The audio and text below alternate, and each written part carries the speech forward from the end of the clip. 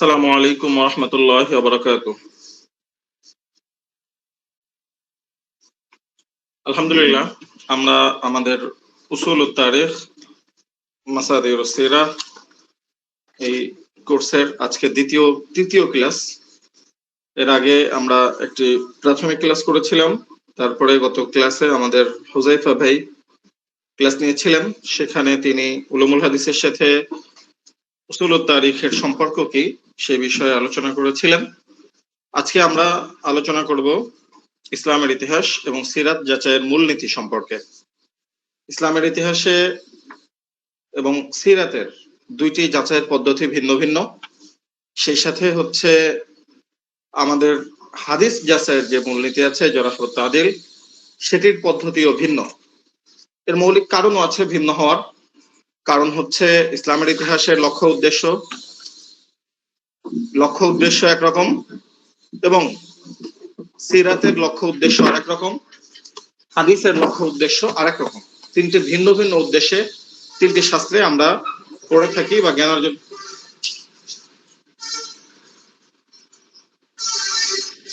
তিনটি জিনিসের লক্ষ্য উদ্দেশ্য বা তিনটি শাস্ত্র তিনটি ভিন্ন জিনিস। সেই জন্য আমরা আজকে আলোচনা করব যে ইসলামের ইতিহাস এবং সিরাত যাচাইয়ের মূলনীতি সম্পর্কে। আসলে এখানে আমাদের শুরুতেই বুঝতে হবে যে ইসলামের ইতিহাসের উদ্দেশ্য কি। ইসলামের ইতিহাসের উদ্দেশ্য হচ্ছে আমাদের অতীত গৌরবময় শিকড় থেকে আমাদের ভবিষ্যৎ গড়ার রূপরেখা নির্ধারণ করা, যেটি আমরা পূর্বে প্রারম্ভিক ক্লাস আলোচনা করেছি। সিরাতের মূলনীতি হচ্ছে বা সিরাতের লক্ষ্য উদ্দেশ্য হচ্ছে রাসূলুল্লাহ সাল্লাল্লাহু আলাইহি ওয়াসাল্লামের পবিত্র জীবনী থেকে আমাদের প্রত্যহ যে কাজকর্ম আমরা করে থাকি সেই কাজকর্মের শিক্ষা এবং আদর্শ এবং অনুপ্রেরণা লাভ করা। আর হাদিসের উদ্দেশ্য হচ্ছে, হাদিস শাস্ত্রের উদ্দেশ্য হচ্ছে ইসলামী শরীয়তের দ্বিতীয় প্রধান উৎস, দ্বিতীয় প্রধান ভিত্তি হচ্ছে হাদিস। তো এখান থেকে শরীয়তের মাসাইল, ফিকহি মাসাইল ইত্যাদি ইস্তেমবাত করা, এটি হচ্ছে হাদিস শাস্ত্রের উদ্দেশ্য। কিন্তু আমরা কোরআন বলি, হাদিস বলি, বা শরীয়তের আরো যে সমস্ত ইসলামী ইলমের আরো যে সমস্ত শাখা আছে, কোরআন, হাদিস, এরপরে হচ্ছে তাফসীর, ফিকহ, এর সবগুলোর মধ্যেই ইতিহাস আছে। আমরা পূর্বে আলোচনা করেছি যে কোরআন এর 1/3 অংশ ইতিহাস, হাদিসের অধিকাংশই ইতিহাসের বর্ণনার সাথে সংশ্লিষ্ট। ফিকহের কিতাবগুলোতেও অনেক সময় মাসলা মাসাইল বর্ণনার ক্ষেত্রে, প্রেক্ষাপট আলোচনার ক্ষেত্রে ইতিহাস আলোচনা করা হয় ইত্যাদি। বিভিন্ন সোর্স যেখানে ইলমের সাথে বা ইসলামিক নলেজের সাথে সম্পৃক্ত, সেখানেই ইতিহাস এবং সিরাতের আলোচনা আমরা পাই। তো ইতিহাস এবং সিরাত পড়ার ক্ষেত্রে আমরা যে বিষয়েই আলোচনা করি না কেন, যে বিষয়েই আমরা পড়ি না কেন, যে বিষয়েই আমরা পড়ার চেষ্টা করি না কেন, প্রত্যেকটা বিষয়ই আমাদের কাছে গুরুত্বপূর্ণ। আর প্রত্যেকটা বিষয়ের কিছু কিছু ভিন্ন উসুল বা মূলনীতি আছে। ইতিহাস এবং সিরাত এই দুইটা শাস্ত্রের মূলনীতি হাদিসের থেকে কিছুটা ভিন্ন। আবার যদি আমরা ইতিহাস এবং সিরাতের মধ্যে পার্থক্য করি, তো সিরাত এবং ইতিহাস এই দুইটার আবার কিছু ভিন্ন ভিন্ন মূলনীতি আছে। কারণ প্রত্যেকটা ইলমের বা প্রত্যেকটা শাস্ত্রের ক্ষেত্র, লক্ষ্য উদ্দেশ্য বা চূড়ান্ত ফলাফল অর্জনের উদ্দেশ্য ভিন্ন হওয়ার কারণে। আর আমরা যদি প্রত্যেকটা এই তিনটাকে যদি একসাথে গুলিয়ে ফেলি, হাদিস যাচাই বাছাইয়ের যে মূলনীতি আছে সেটি যদি আমরা তারিখের ক্ষেত্রে বা সিরাতের ক্ষেত্রে প্রয়োগ করে থাকি, তো আমাদের মূল সমস্যা যেটা সৃষ্টি হবে, দেখা যাবে আমাদের তারিখ বা সিরাতের 95% বিবরণ ছেড়ে দিতে হবে বা সেগুলোকে আমাদের অগ্রহণযোগ্য হিসাবে নির্ধারণ করতে হবে। আবার যদি এই সিরাত এবং ইতিহাসের যে শাস্ত্র বা যে সমস্ত উৎস গ্রন্থ আছে, মৌলিক কিতাব আছে, সেগুলোকে যদি আমরা আমাদের গ্রন্থের বা আমাদের গবেষণার ক্ষেত্রে যদি আমরা দেখি, সিরাত এবং ইতিহাসের ক্ষেত্রে যত বিবরণ আছে সবগুলোকে যদি আমরা গ্রহণ করি, তাহলে দেখা যাবে যে মূল যে বিষয়বস্তু আছে বা প্রকৃত যে বিষয়বস্তু আছে বা সারনির্দেশ আছে, সেগুলো গ্রহণ করার ক্ষেত্রে আমরা বস্তা পচা কিছু বিবরণ, বস্তা পচা কিছু বর্ণনা, সেগুলোর দিকে ধাবিত হব। এই কারণেই আমাদের এই মূলনীতিগুলো জানতে হবে। এক্ষেত্রে আমাদের মৌলিকভাবে একটা মূলনীতি সম্পর্কে গত ক্লাসে হুযায়ফা ভাই আলোচনা করেছিলেন কিছুটা, সেটি হচ্ছে ইখতিসাস বা বিশেষত্ব বা বৈষয়িক পাণ্ডিত্য। কিছু কিছু ব্যক্তি আছে যারা সরাসরি হয়তো হাদিসের ক্ষেত্রে তারা বিভিন্ন কারণে অগ্রহণীয় বা অগ্রহণযোগ্য, বা কোন কোন ক্ষেত্রে তাদের বর্ণনাকে দলিল হিসাবে গ্রহণ করার ক্ষেত্রে মুহাদ্দিসিনগণ, বিশেষ করে আসমাউর রিজাল বা ইলমুর রিজালের যারা ইমাম ছিলেন, নাকিদিন যারা ছিলেন, তারা সেগুলোকে পরিহার করার ক্ষেত্রে নির্দেশনা দিয়েছেন। কিন্তু ইতিহাসের ক্ষেত্রে সেটি নয়। কেন নয়? এর অনেকগুলো কারণ আছে। আমি খুব শুরুতে সংক্ষিপ্ত আকারে একটা কথা বলি, সেটি হচ্ছে আমাদের যে বৈষয়িক পাণ্ডিত্য বা ইখতিসাস যেটা, সেটির একটি বড় একটা উদাহরণ আছে। উদাহরণটি হচ্ছে, আমরা যারা হাফেজ আছি বা কোরআনের তেলাওয়াত বিষয়ে নিজেরা একটু পড়ালেখা বা জানাশোনার চেষ্টা করি, তারা জানি যে পৃথিবীতে সব থেকে বহুল প্রচলিত তেলাওয়াত হচ্ছে রওয়ায়াতে হাফস আন আসিম। এই তেলাওয়াতটি হচ্ছে পৃথিবীতে যতগুলো তেলাওয়াতের রওয়ায়াত আছে তার মধ্যে বহুল ব্যবহৃত এবং সব থেকে গ্রহণযোগ্য। কিন্তু এখানে যদি আমরা হাদিস যাচাইয়ের ক্ষেত্রে ওলামা ইকরামের বা ইমামগণের যে কঠোর মূলনীতি, সেই মূলনীতি যদি দেখি, তো এই রওয়ায়াতে হাফস আন আসিম অর্থাৎ ইমাম হাফসের ক্ষেত্রে মাতরুকুল হাদিস বলেছেন হাদিসের ইমামগণ। আমি এখানে এতটুকু বলতেছি, পরবর্তীতে সামনে ওনার আলোচনা আসলে তখন বিস্তারিত বলবো, এটা জাস্ট একটা উদাহরণ। কিন্তু তেলাওয়াতের ক্ষেত্রে বা কোরআনের মতনের রওয়ায়াতের ক্ষেত্রে পৃথিবীতে সব থেকে গ্রহণযোগ্য সনদ বা গ্রহণযোগ্য সূত্র হচ্ছে ইমাম হাফস রাহমাতুল্লাহ আলাইহির সূত্র। যাই হোক, তো আমাদের যে কোনো বর্ণনা, পৃথিবীতে যা কিছু আলোচিত হয়, যা কিছু লেখা হয়, যা কিছু বলা হয়, অতীতের কথা, অতীতে চলে যাওয়া ব্যক্তিদের কথা, সেটি যাচাই করার একমাত্র গ্রহণযোগ্য মূলনীতি হচ্ছে ইসনাদ তথা সনদ। সনদের গুরুত্ব সম্পর্কে আগে আমরা বারবার আলোচনা করেছি। ইমাম আব্দুল্লাহ ইবনে মুবারক রহমতুল্লাহ আলাইহির কথা বলেছি, মুহাম্মদ ইবনে সিরিন রহমতুল্লাহ আলাইহির কথা বলেছি, ইমাম বুখারীর মূলনীতি বলেছি, মালিক ইবনে আনাস রহমতুল্লাহ আলাইহির কথা বলেছি, ইত্যাদি বিভিন্ন বিষয়ে আমরা আলোচনা করেছি। তো এখানে আমরা মৌলিকভাবে কিছু কথা যেগুলো আমরা বলেছি বা যেগুলো আমাদের মনে রাখা প্রয়োজন, আবার বলতেছি যে সেই বিখ্যাত উক্তি লাউলাল ইসনাদ লাকালা মান শাআ মা শাআ, যে যদি সনদ বা ইসনাদ না থাকতো তো তাহলে পৃথিবীতে যার যা ইচ্ছা সে তাই বলে যেত, আর সেটিকে দলিল হিসাবে আমরা গ্রহণ করতাম। এজন্য অতীতের যে কোনো আলোচনার ক্ষেত্রে সেটি গ্রহণযোগ্য কিনা সেটিকে মাপার ক্ষেত্রে সেটি নির্ভরযোগ্য হিসাবে যাচাইয়ের মানদণ্ড হচ্ছে একমাত্র ইসনাদ বা সনদ। এর বাইরে দ্বিতীয় কোনো গ্রহণযোগ্য মানদণ্ড নাই। হ্যাঁ, হতে পারে যেই ব্যক্তির কথা, এখন আধুনিক যুগে অনেক মানদণ্ড আছে, তার ভিডিও আছে কিনা, অডিও আছে কিনা, নিজের হাতের লেখা আছে কিনা, এগুলো। কিন্তু আজ থেকে 100 বছর, 200 বছর, 500 বছর আগের কথা যদি আমরা বিবেচনা করি, বা তারও আগে 1000 বছর, 1200 বছর আগের কথা যদি আমরা চিন্তায় আনি, তো সেক্ষেত্রে আমাদের এই পদ্ধতিগুলো অবলম্বন করার কোনো সুযোগ নেই। এক্ষেত্রে যাচাইয়ের একমাত্র মূলনীতি হচ্ছে সনদ। এখানে আরেকটা বিষয় আছে, সেটি হচ্ছে সনদের মধ্যেও আবার আছে। অনেক ক্ষেত্রে যারা এই হাদিস বা রেওয়ায়াতের ক্ষেত্রে জাল বা মাউজু বর্ণনা করত, তারা হচ্ছে করত কি, আপনার সনদকে, যে সমস্ত বিশুদ্ধ সনদ আছে সে সমস্ত বিশুদ্ধ সনদকে তারা বিশুদ্ধ সনদের মধ্যে জাল মতন জুড়ে দিত। যেমন আমরা জানি পৃথিবীর একটি বিখ্যাত সনদ হচ্ছে উরওয়া ইবনে হিশাম আন আবিহি আন জাদ্দিহি আন আয়েশা। এটি হচ্ছে বিশ্বের বিখ্যাত সনদগুলোর একটা। তো এই মানে যত গ্রহণযোগ্য সনদ আছে, আসাহুল আসানিদ বলা হয় এই সনদকে, এই ধরনের আরো যে সমস্ত সনদগুলো আছে, এরকম অহরহ অসংখ্য ভুরি ভুরি বর্ণনা আমরা ইতিহাস এবং হাদিসের কিতাবগুলোতে, সিরাতের কিতাবগুলোতে দেখি বা পাই, যে যারা বিশেষ করে কাসাসুন বা আখবারিয়ুন যারা আছে, যারা ঘটনা বানিয়ে বানিয়ে বর্ণনা করে বা সনদ বানিয়ে বানিয়ে যারা বর্ণনা করে, তারা এই বানানোর ক্ষেত্রে যেটা করেছে সেটি হচ্ছে এই সমস্ত বিশুদ্ধ সনদের ক্ষেত্রে জাল বর্ণনা জুড়ে দিয়েছে। এ বিষয়েও আমরা বিস্তারিত আলোচনা করব আরো পরে। তো আমি মানে প্রারম্ভিকভাবে এগুলো বলছি আর কি। তো এই ধরনের ঘটনাগুলো আমাদেরকে খেয়াল রাখতে হবে, যে শুধু সনদ বলে দিলেই হবে না, সনদ বা বিশুদ্ধ একটা সনদ বলে জাল মতন যদি হয় সেগুলো কিভাবে আমরা সেগুলো থেকে নিজেদেরকে রক্ষা করব ইতিহাসের ক্ষেত্রে, এই বিষয়গুলো আমরা আলোচনা করব। তো এখানে আমরা আজকের আলোচনার প্রথম যে স্টেপ সেটি হচ্ছে ঐতিহাসিক বা সিরাত বর্ণনার ক্ষেত্রে রাবি যাচাইয়ের যে পদ্ধতি, সেই পদ্ধতি আমরা আজকে আলোচনা করব। প্রথম পদ্ধতি হচ্ছে সনদ বিশ্লেষণ। আমরা আগেই বললাম যে কোনো বর্ণনা গ্রহণ করার ক্ষেত্রে সব থেকে নির্ভরযোগ্য এবং বৈজ্ঞানিক মাপকাঠি হচ্ছে সনদ।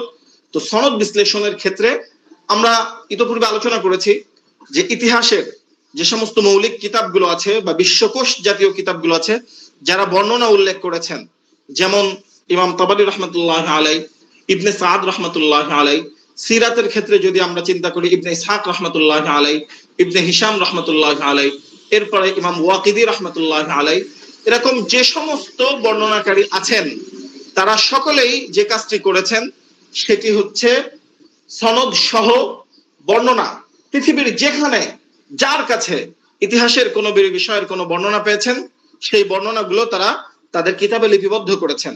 কারণ তারা চাচ্ছিলেন, আমরা এর আগে বলেছি যে র ম্যাটেরিয়ালস যত বেশি সম্ভব মৌলিক তথ্যসূত্র তাদের কিতাবের মধ্যে যোগ করে দেওয়া, এটি তাদের কিতাব লেখার বা সংগ্রহের বা সংকলনের মূল উদ্দেশ্য বা থিম ছিল। ইমাম তাবারি রহমতুল্লাহ আলাই এ বিষয়ে একটি বিষয় ক্লিয়ার করে দিয়েছেন, সেটি হচ্ছে মান আসনাদা ফাকাদ আহালাকা, মান আসনাদা লাকা ফাকাদ আহালাক, যে আপনার কাছে বা তোমার কাছে যে সনদ বর্ণনা করেছে ফাকাদ আহালাক, সে সেই সনদ যাচাইয়ের দায়িত্ব বা সেই বর্ণনার মান নির্ণয়ের দায়িত্ব বা নির্ধারণের দায়িত্ব তোমার উপরে ছেড়ে দিয়েছে। সনদ তুমি পেয়ে গেছো, ব্যাস তুমি এবার তোমার জ্ঞান বিবেক বুদ্ধি আলেম দ্বারা তুমি যাচাই করে নাও যে এই সনদটা বা এই বর্ণনাটা সঠিক কিনা, এটি গ্রহণযোগ্য কিনা, এটি সনদের মধ্যে কোনো ভেজাল আছে কিনা, ইনকিতা আছে কিনা, বা আরো যে সমস্ত সমস্যা থাকে সেই সমস্ত সমস্যা আছে কিনা, এগুলো যাচাই করে নেওয়ার দায়িত্ব হচ্ছে তোমার।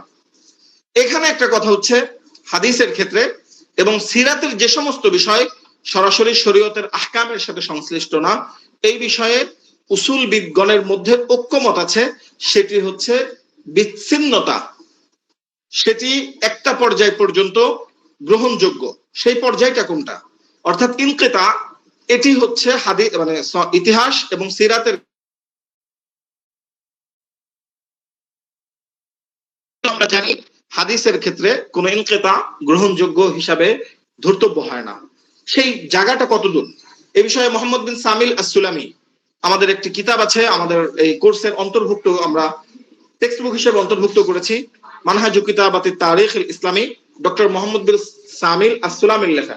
আপনারা এই কিতাবগুলো নিয়মিত মোতালা করার চেষ্টা করবেন যতটুকু সম্ভব। যদি কোনো ক্ষেত্রে আপনারা আটকে যান বা কোনো ক্ষেত্রে কোনো প্রশ্ন আসে সেক্ষেত্রে আমাদেরকে জানাবেন যে কোনো সময়। প্রশ্নের ক্ষেত্রে আমরা এর আগে তো জানি, আমরা পড়েছি যে জ্ঞানের অর্ধেক বা 75% হচ্ছে, কেউ কেউ বলেছেন অর্ধেক, কেউ কেউ বলেন 75%, কেউ কেউ আরো বেশি বাড়িয়ে 90% বলেন, সেটি হচ্ছে সওয়ালের মধ্যে। তো আপনাদের যদি কোনো এই কিতাবগুলো আপনারা মোতালা করার চেষ্টা করবেন, বিশেষ করে আমাদের উসুলের যে কিতাবগুলো আমরা দিয়েছি 5-6টা কিতাব, আল ইলাম বিত তাওবীখ, এরপরে হচ্ছে মানহাজু কিতাবাতিত তারিখ, কাইফা নাকতুবুত তারিখ, এই কিতাবগুলো যেগুলো আমরা দিয়েছি এগুলো আপনারা মোতালা করার চেষ্টা করবেন। এরপরে হচ্ছে তো আমরা যে কথা বলছিলাম যে ডক্টর মোহাম্মদ বিন সামিল আস-সুলামি তিনি লিখেছেন ঐতিহাসিক ঘটনাগুলোর বিশালতা, বিস্তৃতি এবং বর্ণনার দীর্ঘ কাঠামোর কারণে প্রতিটি স্তরে নিখুঁত সনদ পাওয়া প্রায় অসম্ভব একটি ব্যাপার। সাধারণ মানুষ এবং সৈনিকেরা যুদ্ধক্ষেত্রে বা রাজদরবারে যে বর্ণনা দেন তা কোনো নির্দিষ্ট মুহাদ্দিসের নিখুঁত বয়ানের মতো হয় না বা হবে না।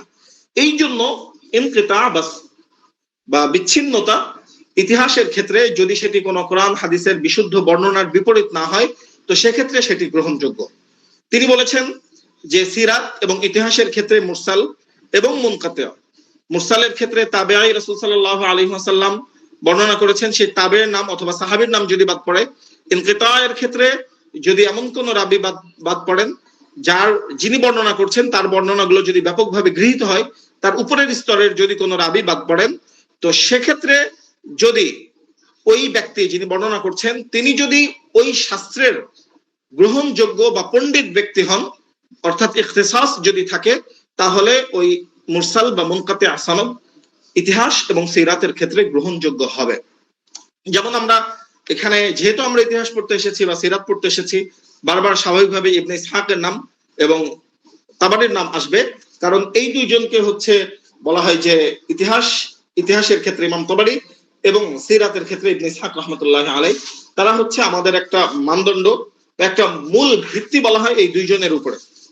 ইবনে ইসহাক রহমতুল্লাহ আলাই অনেক ঐতিহাসিক ঘটনা বর্ণনা করেছেন যেগুলো সনদহীন, যেগুলো মুদাল্লাস, কিন্তু সিরাতের ক্ষেত্রে তার ইখতিসাসের কারণে, অগাধ পাণ্ডিত্যের কারণে সিরাত এবং ইতিহাসের কিতাবগুলোতে তার এই সনদগুলো গ্রহণ করা হয়। তবে এখানে একটা বিষয় আমাদের মনে রাখতে হবে যে রেড লাইন, এই রেড লাইনটা কোনটা সেটি আমরা বারবার বলছি যে রেড লাইনটা হচ্ছে সেটি শরীয়তের কোন হুকুম আহকামের ক্ষেত্রে সেটির উপরে নির্ভর করা হবে এমন কোনো বিষয় হবে না। 2 নম্বর, প্রথম আমরা বললাম সনদের আলোচনা বা আমাদের ওই মানে ইতিহাস যাচাইয়ের মূলনীতির ক্ষেত্রে প্রথম ভিত্তি হচ্ছে সনদ বিশ্লেষণ। সেকেন্ড স্টেপ বা সেকেন্ড ভিত্তি হচ্ছে, সেকেন্ড সিঁড়ি হচ্ছে মতন বা টেক্সট বিশ্লেষণ।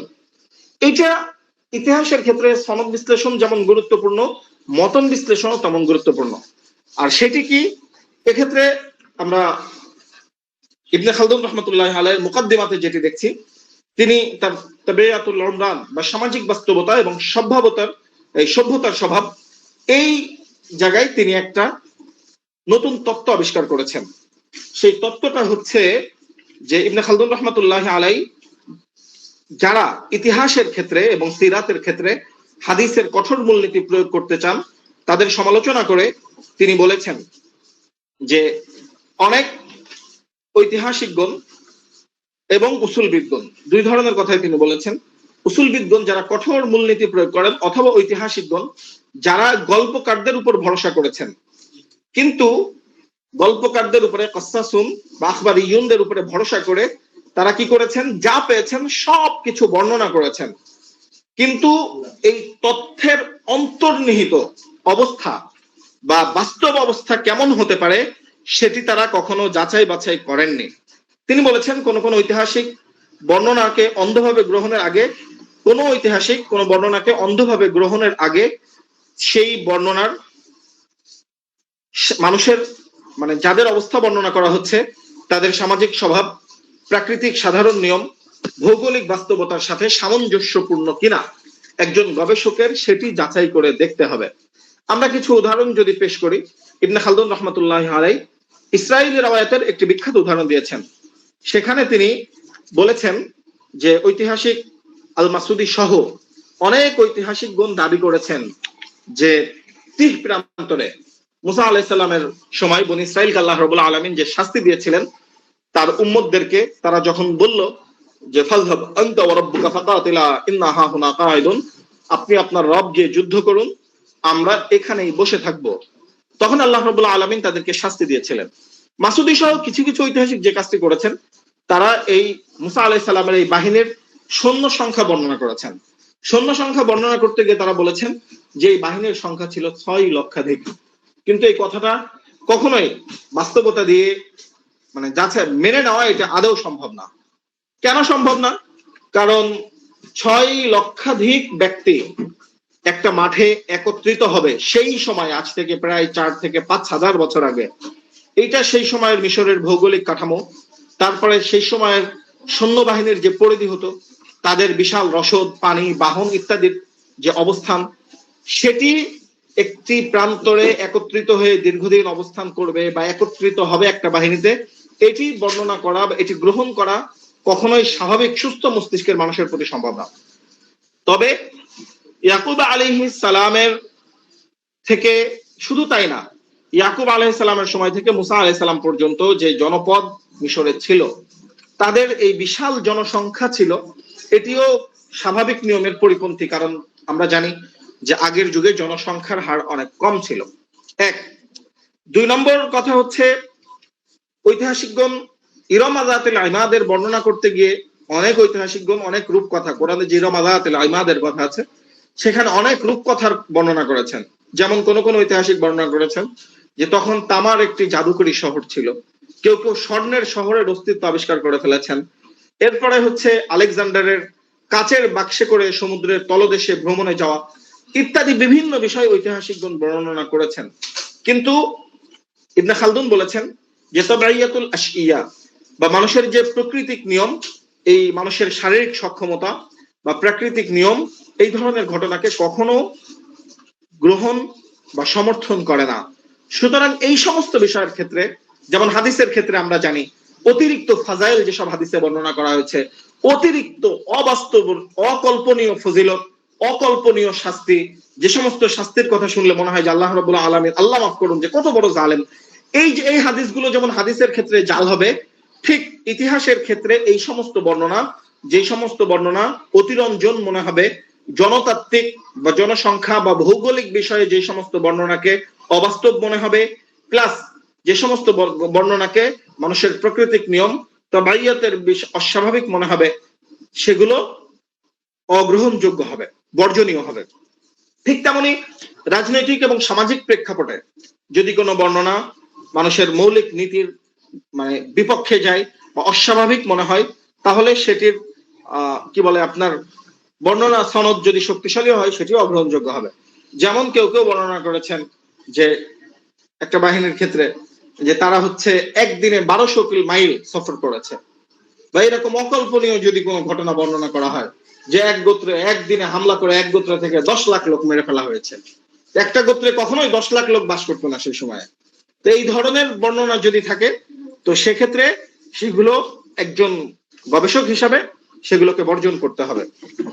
তো এক্ষেত্রে ইবনে খালদুন রাহমাতুল্লাহ আলাইহি মতন যাচাইয়ের একটা চূড়ান্ত মূলনীতি বলে দিয়েছেন, সেটি হচ্ছে নাকদুল মাতানি মুকদ্দামুন আলা নাকদি সানাদি ইনদা তাআরুজিল আকলি, অর্থাৎ প্রাকৃতিক এবং যৌক্তিক অকাট্যতার সাথে সাংঘর্ষিক হওয়ার ক্ষেত্রে সনদের সমালোচনার চেয়ে মতনের বা মূল পাঠের সমালোচনাকে অগ্রাধিকার দিতে হবে। 3 নম্বর যে বিষয়টি আমাদের খেয়াল করতে হবে, সেটি হচ্ছে পারিপার্শ্বিক সাক্ষ্য বা প্রসিদ্ধি। দেখেন, ইতিহাস এবং সিরাতের ক্ষেত্রে বা কোনো ঘটনার ক্ষেত্রে সেটি কেবল কাগজের মধ্যে বা সনদের মধ্যে সীমাবদ্ধ থাকে না, বরং সেক্ষেত্রে দেখা যায় কোনো গোত্রের বিশ্বস্ত বা কোনো গোত্রের নির্ভরযোগ্য কোনো ব্যক্তি বা বংশ পরম্পরা যারা আছে, তারা অনেক ক্ষেত্রে গল্প আকারে তাদের পূর্ববর্তী পুরুষদের ঘটনাগুলোকে সংরক্ষণ করে আসেন। তো এই ক্ষেত্রে আমাদের কিছু কিছু বিষয় ভাবতে হবে। প্রথম হচ্ছে প্রসিদ্ধি, সামষ্টিক স্মৃতি এবং তাওয়াতুর। যদি এমন হয় যে কোনো ঘটনা বা কোনো ঘটনার প্রেক্ষাপট, বাস্তবিক অবস্থা, বাস্তব বিবরণ, সেগুলো মুসলিম উম্মার ক্ষেত্রে যুগ যুগ ধরে বিশাল কাফেলা তাওয়াতুরের পর্যায়ে বা ইতিহাসের সকল কিতাবগুলোতে বর্ণনা করা হচ্ছে, সেক্ষেত্রে যদি সনদ দুর্বল থাকে, সেটিকে গ্রহণ করা হবে। দ্বিতীয় কথা হচ্ছে, যেমন আমরা যদি উদাহরণ দিতে চাই, তো আমরা একটু চিন্তা করে দেখি। যেমন ধরেন বদর যুদ্ধের কথা। বদর যুদ্ধ সংঘটিত হয়েছে 4 খোলাফায়ে রাশেদা বা হযরত উসমান রাদিয়াল্লাহু তাআলা আনহুর মর্মান্তিক শাহাদাতের ঘটনা ইত্যাদি, হযরত ওমর রাদিয়াল্লাহু তাআলা আনহু শাহাদাতের ঘটনা ইত্যাদি ঘটনা, হযরত ওমর রাদিয়াল্লাহু তাআলা আনহুর ইসলাম গ্রহণের ঘটনা, এই ধরনের ঘটনাগুলোর ক্ষেত্রে সনদের বিশুদ্ধতার কোনো প্রয়োজন নেই। যে সমস্ত ঘটনা ঘটেছে এটা নিশ্চিত, সেই সমস্ত ঘটনার ক্ষেত্রে সনদের ওই ঘটনার ক্ষেত্রে সনদের বিশুদ্ধতার প্রয়োজন নেই। হ্যাঁ, ঘটনার বাস্তব অবস্থা, ঘটনার বাস্তব শিক্ষা বা কতজন সৈন্য ছিল, কে কোন ক্ষেত্রে ভূমিকা রেখেছে, এগুলোর ক্ষেত্রে সনদের প্রয়োজনীয়তা রয়েছে। এক্ষেত্রে তানকিয়াত উসুল তারিখ ইসলামী কিতাবে অত্যন্ত চমৎকার ভাবে আলোচনা করা হয়েছে। সেখানে লেখা হয়েছে অনেক সময় এমন ঘটনা ঘটে যা কোনো নির্দিষ্ট গ্রন্থ বা সনদে দুর্বল হতে পারে, কিন্তু হাজারো মানুষের মুখে মুখে, প্রবাদ বাক্যে বা জনশ্রুতির মধ্যে সেগুলো সত্য হিসেবে প্রতিষ্ঠিত হয়। জনগণের এই অলিখিত স্মৃতি অনেক সময় দরবারি ইতিহাসবিদদের লেখা দলিলের চেয়েও বেশি নির্ভরযোগ্য হয়। 4 নম্বর হচ্ছে এরপরে হচ্ছে একটা আমরা বললাম সুহরা, প্রসিদ্ধি। 2 নম্বর হচ্ছে ভৌগোলিক অবস্থান বা প্রত্নতাত্ত্বিক আলোচনা। প্রত্নতাত্ত্বিক নিদর্শন এখনো আমরা জানি যে 5000 বছর 10,000 বছর আগের শিলালিপি আবিষ্কার হচ্ছে। তো এই প্রত্নতাত্ত্বিক নিদর্শন যদি কোনো ঘটনার কোন লিপি যদি পাওয়া যায় বা ভৌগোলিক বাস্তবতার সাথে যদি মিলে যায়, সেক্ষেত্রে ঐতিহাসিক ভাবে সনদ যদি দুর্বল হয়, তো সেগুলো গ্রহণ করতে হবে। যেমন ইয়াকুত আল হামাবি তার মুজাবুল বুলদান গ্রন্থে বিভিন্ন ঐতিহাসিক ঘটনার স্থানগুলোর ভৌগোলিক সত্যতা নিরূপণ করেছেন। তিনি নিজে যাচাই বাছাই করে পরিমাপ করে সেগুলো উল্লেখ করেছেন। তো সেক্ষেত্রে সনদ যদি নাও পাওয়া যায়, যদি পরিমাপ সঠিক হয়, তো সেগুলো গ্রহণ করা হবে। যেমন কোন বর্ণনায় যদি বলা হয় যে, আমি যেটা আগে বললাম যে একটি বিশাল বাহিনী একদিনে 500 মাইল পাড়ি দিয়ে শত্রুকে আক্রমণ করেছে, তো আধুনিক ভৌগোলিক বিজ্ঞান এবং অশ্বারোহী বাহিনীর সক্ষমতা বা চলার যে গতি সেটি যদি আমরা বিশ্লেষণ করি তো দেখতে পাবো যে এটি কখনোই সুযোগ নেই।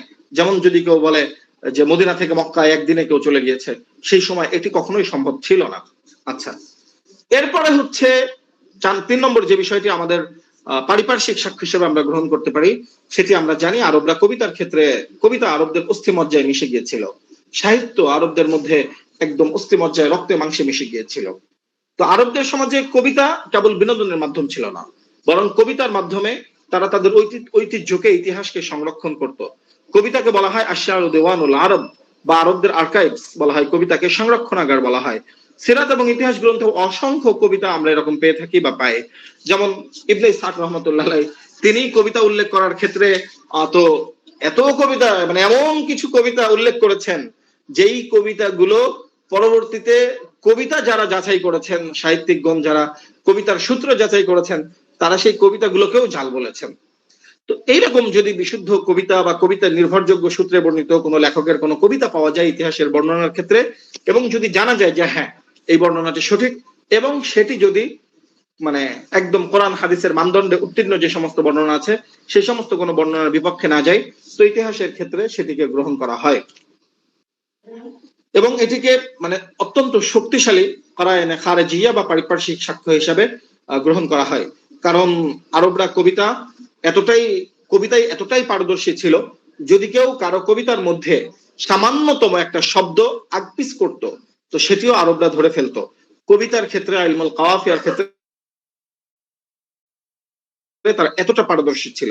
তো এই জন্য আমরা এই বিষয়গুলো মনে রাখবো যে সনদ যাচাইয়ের ক্ষেত্রে 3টা মূলনীতি, মানে ইতিহাস যাচাইয়ের ক্ষেত্রে মৌলিকভাবে 3টা মূলনীতিকে আমরা অনুসরণ করব। 1 হচ্ছে সনদ বিশ্লেষণ, 2 হচ্ছে মতন বা টেক্সট বিশ্লেষণ, 3 হচ্ছে পারিপার্শ্বিক সাক্ষ্য। এই 3টা মূলনীতি যদি আমাদের ঠিক থাকে সেক্ষেত্রে যে কোনো বর্ণনাকে আমরা গ্রহণ করব। 4 নম্বর হচ্ছে আমরা যে আলোচনাটা করব সেটি হচ্ছে ইখতিসাস। 3 নম্বর মানে এরপরে আমরা যে আলোচনাটা করব এই পর্বে সেটি হচ্ছে ইখতিসাস। এই বিষয়ে আমরা সেদিন আলোচনা করেছিলাম, মানে উজাইফা আলোচনা করেছিল যে ইখতিসাস হচ্ছে এমন একটা মানে বিশেষত্ব, এমন একটা অবস্থা যে কোনো ব্যক্তি কোনো বিষয়ের ক্ষেত্রে, কোনো শাস্ত্রের ক্ষেত্রে তিনি এতটা গ্রহণযোগ্যতার পর্যায়ে চলে যান বা তিনি এতটা মানে জ্ঞানের অধিকারী হন যে তাকে সেই শাস্ত্রের প্রাণ পুরুষ হিসাবে গণ্য করা হয়, এবং সেক্ষেত্রে তার বর্ণনাকে, তার বিপরীতে যদি কোনো কোরআন হাদিসের বিশুদ্ধ বা নির্ভরযোগ্য বর্ণনা না থাকে তো তার বর্ণনাকেই ভিত্তি হিসাবে গ্রহণ করা হয়। ইখতিসাসের দলিল, সব থেকে বড় দলিল যদি আমরা চিন্তা করি, আল্লাহ রাব্বুল আলামিন কোরআনে বলেছেন ফাসআলু আহলা যিকরি ইন কুনতুম লা তা'লামুন, যদি তোমরা কোনো বিষয়ে না জানো তো তোমরা জিজ্ঞাসা করো কাদের কাছে? আহলা যিকর তথা পণ্ডিত ব্যক্তিদের কাছে, যারা সে বিষয়ে প্রাজ্ঞ ব্যক্তি তাদের কাছে জিজ্ঞাসা করো। তো এটি প্রমাণ করে ইখতিসাসের বাস্তবতা বা ইখতিসাসের ভিত্তিকে এটি প্রমাণ করে। তাই ইখতিসাস যে গ্রহণযোগ্য সেক্ষেত্রে এটি প্রমাণ করে যে বৈষয়িক বিষয়ে বা ইলমের যে কোনো বিষয়ে যদি কারো বিশেষত্ব থাকে তার বিশেষত্বকে গ্রহণ করা উচিত। এবং রাসূল সাল্লাল্লাহু আলাইহি ওয়াসাল্লাম ইখতিসাসকে প্রাধান্য দিয়েছেন। আমরা যদি চিন্তা করি সব থেকে মানে প্রখ্যাত একটি হাদিস, আনতুম আ'লামু বিদুনিয়াকুম, তোমরা তোমাদের দুনিয়ার ব্যাপারে তোমরা আমার চেয়ে বেশি মানে জ্ঞানী হতে পারো। এরপরে পরীক্ষা খননের ব্যাপারে যদি আমরা চিন্তা করি, খন্দক খননের ক্ষেত্রে হযরত সালমান রাদিয়াল্লাহু তাআলা আনহুর পরামর্শ তিনি গ্রহণ করেছেন। কেন? কারণ এই বিষয়ে তার বিশেষত্ব বা তার পাণ্ডিত্য ছিল। ঠিক ইতিহাসের ক্ষেত্রেও একই বিষয়। আমরা এর আগে আলোচনা করেছিলাম, মানে উদাহরণ দিতে গিয়ে বলেছিলাম যে আমাদের কিরাতের কথা, যে হাফস ইবনে আসিমের যে রওয়ায়াত আছে সেই রওয়ায়াতের কথা আমরা আলোচনা করেছিলাম যে হাফস ইবনে আসিম রাহমাতুল্লাহি আলাইহি তিনি, মানে হাফস ইবনে আসিম না, সরি ভুল হচ্ছে, যে রওয়ায়াতে হাফস আন আসিম কিরাতের ক্ষেত্রে সবথেকে বিশুদ্ধ কিরাত হচ্ছে বা সবথেকে বিশুদ্ধ বর্ণনা হচ্ছে এই বর্ণনাটি, কিন্তু তিনি কোরআন মানে হাদিসের ক্ষেত্রে তিনি মাতরুক ছিলেন। কোন মানে ইমামগণ তার বিষয়ে আরো কঠোর মানে মতামত ব্যক্ত করেছেন, কিন্তু তিনি রেওয়ায়াতের ক্ষেত্রে, মানে কোরআনের রেওয়ায়াতের ক্ষেত্রে তিনি সব থেকে বেশি বিশেষজ্ঞ বা বেশি পাণ্ডিত্য তিনি অর্জন করেছেন। আচ্ছা, এক্ষেত্রে ইখতিসাস বা যে কোনো শাস্ত্রের বিশেষজ্ঞ ব্যক্তির মতামত কেন গ্রহণযোগ্য হবে? এর সব থেকে বড় কারণ হচ্ছে প্রত্যেকটা বিষয়ের আমরা একটা প্রবাদ জানি আরবি, সেটি হচ্ছে লিকুল্লি ফান্নিন রিজাল। প্রত্যেক ফনের আলাদা আলাদা পণ্ডিত ব্যক্তি থাকেন, প্রত্যেক ফনের জন্য ভিন্ন ভিন্ন ব্যক্তি থাকেন। এইটাই হচ্ছে ইখতিসাস। আর যেহেতু কোরআন মানে ইতিহাস এবং সিরাত থেকে আমরা কোন শরীয়তের মাসআলা মাসাইল ইস্তেমবাদ করছি না, এই জন্য এখানে ইখতিসাসকে গ্রহণযোগ্য। আমরা হাফস ইবনে মানে যে হাফস আন আসিম যে সনদের কথা বলছিলাম, যে হাফস ইবনে সুলাইমান, তার থেকে আসিম ইবনে আবিন নাজুদ, তার থেকে আব্দুর রহমান আস-সুলামি, তার থেকে তিনি শিখেছেন হযরত আলী রাদিয়াল্লাহু তাআলা আনহু, হযরত উসমান রাদিয়াল্লাহু তাআলা আনহু, হযরত উবাই ইবনে কাব রাদিয়াল্লাহু তাআলা আনহু, যায়েদ ইবনে সাবিত রাদিয়াল্লাহু তাআলা আনহু, আব্দুল্লাহ ইবনে মাসউদ রাদিয়াল্লাহু তাআলা আনহু থেকে। আর তারা সরাসরি কোরআন মুখস্থ করেছেন রাসূলুল্লাহ সাল্লাল্লাহু আলাইহি ওয়াসাল্লাম থেকে। দেখেন এই যে হাফস ইবনে সুলাইমান, তিনি হাদিসের ক্ষেত্রে কোন কোন ইমাম বলেছেন মাতরুক, কোন কোন ইমাম বলেছেন তারাকুহু, আর কেউ কেউ তো আরো বেশি বলেছেন। এমনকি ইমাম আহমদ ইবনে হাম্বল এবং ইমাম নাসাই রাহমাতুল্লাহি আলাইহি তাকে হাদিস চুরির মতো কঠোর সমালোচনায় তাকে সমালোচিত করেছেন। কিন্তু 180 যে তিনি মৃত্যুবরণ করেছেন।